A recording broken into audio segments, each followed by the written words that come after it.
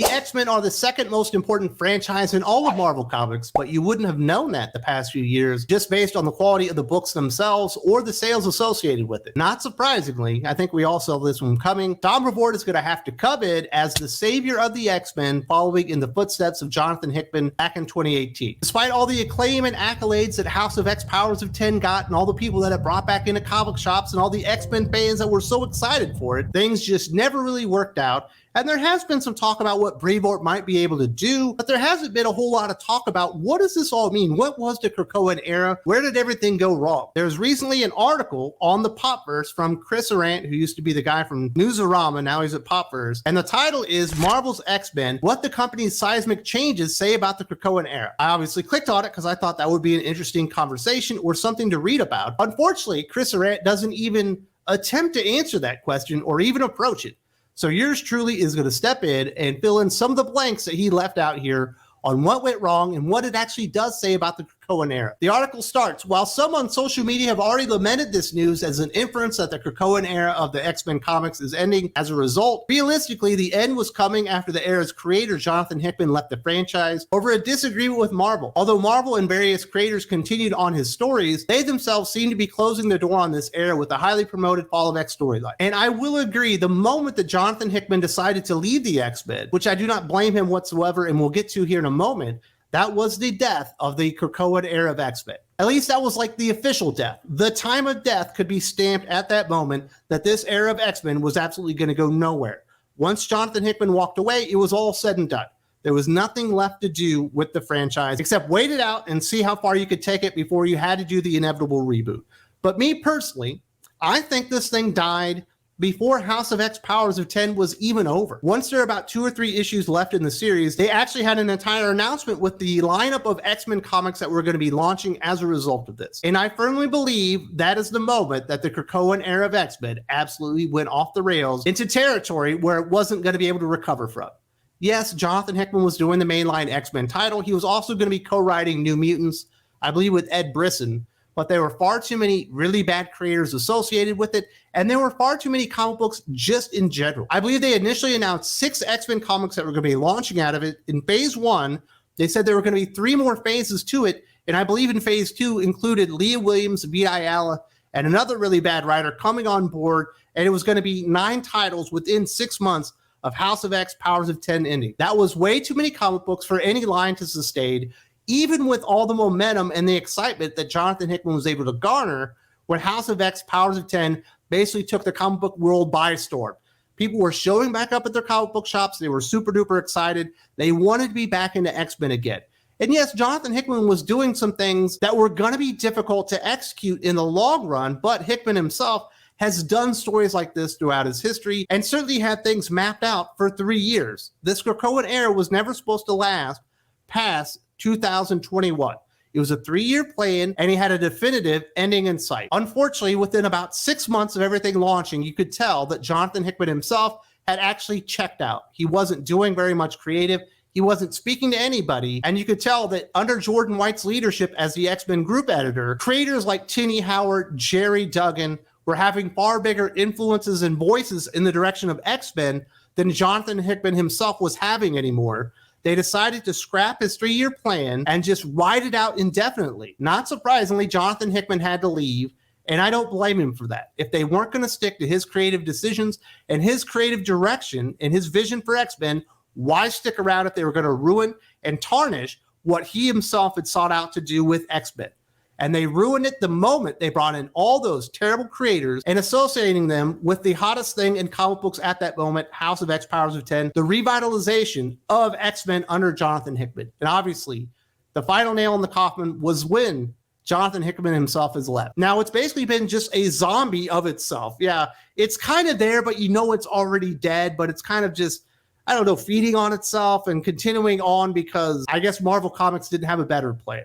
Now they do have Fall of X is coming up. Dan Buckley stepped in and said, hey, the X-Men are important. We need to do something to revitalize the line and get out of this failed Krakoan era which has not worked across the board in terms of quality or sales or anything. All the events have basically sucked. There are no stories left to tell in this era that are worth reading, and they need to get back to the basics. The article continued, there are several key questions coming out of this news. While most eyes are looking at the future of the X-Men under Brevoort's guidance as it comes into effect in 2024 and beyond, there's also looking at what major project Marvel senior editor Jordan D. White takes on. White is coming off 2 Herculean efforts. Remember, he took point in launching Marvel Comics Star Wars line in 2015 to immense success, and then was moved into Marvel's core continuity in 2018 to take the X-Men into what became the Krakoan era, beginning with 2019's House of X Powers of 10 with writer Jonathan Hickman. And therein lies the crux of the issue with Marvel Comics X-Men line.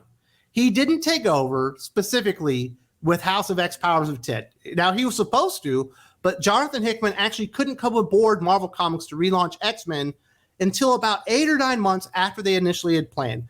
So Jordan White was the group editor of X-Men Comics before that even started. And his first big idea was Age of X-Men. Do you remember that one? One of the worst, if not the worst, X-Men events in the history of all X-Men events. Absolutely atrocious stuff. That's the first time I was really introduced to Leah Williams as a creator. Vita Ayala was also a part of that. Tini Howard was a part of that. The sales are absolutely abysmal, although there are about 6 really good issues of Uncanny X-Men, surprisingly, under writer Matthew Rosenberg, who once all the other writers that were associated on that left and they did Age of X-Men, actually had a really cool story to tell, although it was going nowhere, and they actually knew it, even though they told everybody this was the relaunch of Uncanny X-Men, and this was the relaunching of X-Men as we know it, knowing they were going to be rebooting it like 8 or 9 months later. Marvel Comics' Age of X-Men is all the Jordan White show, and right at that very moment, everyone realized this guy was an enormous buffoon and he was in over his head, because that was the best idea he could come up with, and it absolutely sucked. And they talk about, yeah, he spearheaded the relaunch of Star Wars at Marvel Comics, and certainly he did. He also hired Heather Ontos at the time and a host of other really bad editors that came in and destroyed Marvel Comics. But that era of Star Wars comics, for the most part, sucks across the board. Yes, there are some highs and there are some lows. The highest being Kieran Gillen's Darth Vader run, which is followed up by Charles Soule's Darth Vader run, which are both very, very good. Those are easily the best things that Marvel Comics has put out since they've had the Star Wars license back. And yes, there was a very high moment when we had Vader Down, which was a crossover between Jason Aaron's Star Wars and Kieran Gillen's Darth Vader, which is probably the best Star Wars story that Disney has created since they bought the Lucasfilm rights. Like, it's really that good. It's better than The Mandalorian, which I personally, admittedly, just think is kind of okay. I don't think it's nearly as good as Vader Down, and I feel like that is still the apex. And yes, it does have Jordan White's name on it. So there were some successes here and there, but for the most part, that lineup of Star Wars comics basically blew across the board. Jordan White didn't make anyone better there. He comes over to X-Men. He brings in a ton of failed writers with him and basically ruins Jonathan Hickman's 3-year plan for the Krakoan era of X-Men with all the changes that he made. Unfortunately for Jordan White and everyone else, Jonathan Hickman was the only one talented enough to take that concept and really run with it until an actual end game that actually made sense, that had good, satisfying storytelling in the meantime. Things basically just fell off the tracks. Now, there were some high moments. Ben Percy's Wolverine is pretty darn good at the beginning. His X-Force isn't too bad at all at the beginning. I would say that the high moment after House of X Powers of 10 isn't even Jonathan Hickman's X-Men line. I would actually say it's Zeb Wells' Hellions run, even though Zeb Wells went over to Spider-Man and made a fool of himself. That is absolutely amazing. You also got Chip Zdarsky's X-Men versus Fantastic Four, which is a pretty good miniseries, and there's some really cool stuff Hickman does, but it's only here and there. For the most part, his run is, like I said, you could just tell that Hickman had checked down. And Jordan White, basically everything he touches turns to crap. He is the leader of the Legion of Doofuses at Marvel Comics. He is patient zero on why Marvel Comics can't tell a good story anymore. And yes, a lot of the writers that he brought into X-Men were pretty green, like a Steve Fox. Never had any success in his life, probably shouldn't even be writing a comic book, but he brought him in there, and Steve Fox today as a writer is somehow worse than the day that he arrived. They also brought in transsexual activist Charlie Jane Anders to be a New Mutants writer, and it's one of the worst comic books you will ever read in your entire lifetime. Because Jordan White doesn't know how to write stories. He doesn't know how to edit stories. Maybe he knows how to manage an office and make sure that people get their stuff done on time, but that's about the extent of it. No one ever got better during his tenure as the X-Men group editor. In fact, I would say that Ben Percy got noticeably worse as a writer under him. I would say that the best stuff Jerry Duggan has ever written on in his life happened before he ever even showed up in that office. And somehow, because he was out of options and Jonathan Hickman had left the line, he put Jerry Duggan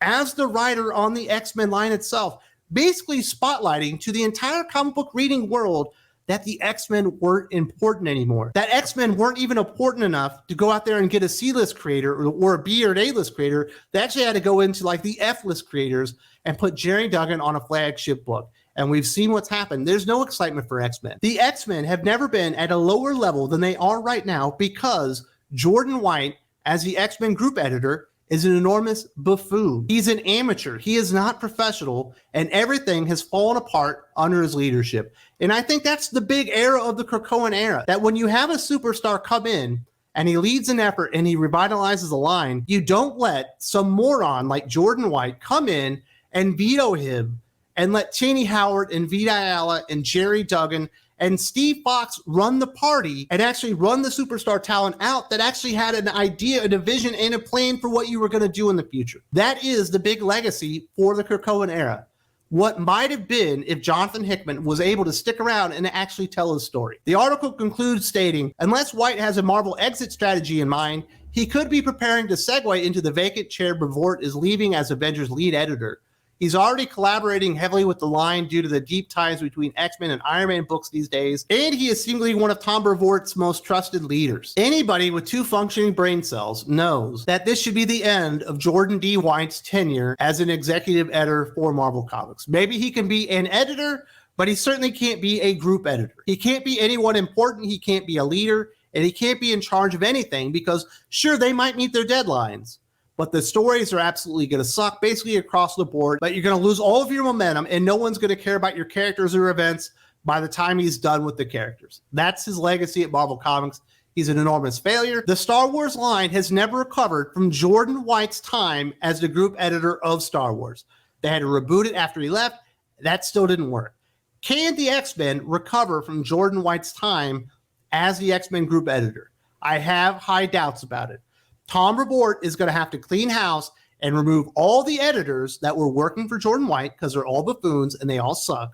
He's going to have to get rid of all the creators because they've all become worse under Jordan White. And he's going to have to start a reboot with a clean slate and an entirely new group of talent when it comes to the editorial staff and the creators themselves.